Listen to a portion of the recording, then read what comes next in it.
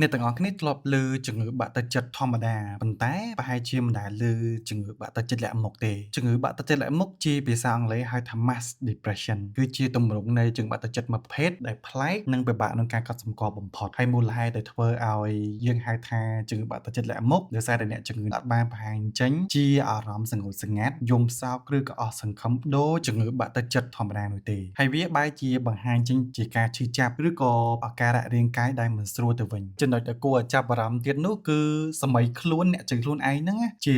រឿយៗអត់ដឹងថាខ្លួនកំពុងតែមានជំងឺបាក់ទឹកចិត្តទេហើយគាត់បែរជាគិតថាខ្លួនឯងមានជំងឺទូទៅវិញនៅពេលដែលចិត្តយើងអត់អាចទ្រាំទ្រជាមួយសម្ពាធឬក៏ទុក្ខព្រួយបានហើយគូក្បាលយើងអត់បានដោះស្រាយបញ្ហាទាំងអស់នោះទេអញ្ចឹងអារម្មណ៍ទាំងអស់ហ្នឹងនឹងបដូរទៅជា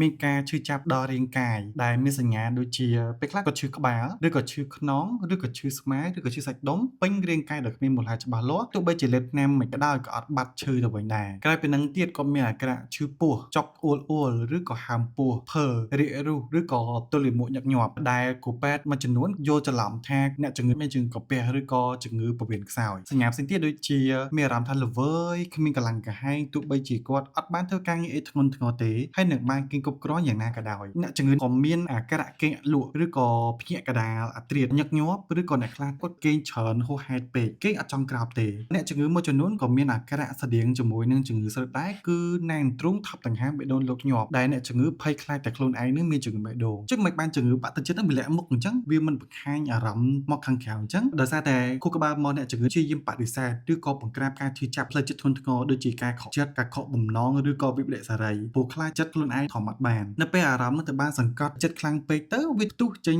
ជាអាការៈរាងកាយទៅវិញហើយនៅក្នុងសង្គមមួយចំនួនការដែលបង្ហាញពីទន់ខ្សោយការដែលនិយាយថាខ្លួនឯងមានជំងឺបាក់ទឹកចិត្តឬក៏ការទុកគេចាត់ទុកថាជារឿងមិនល្អ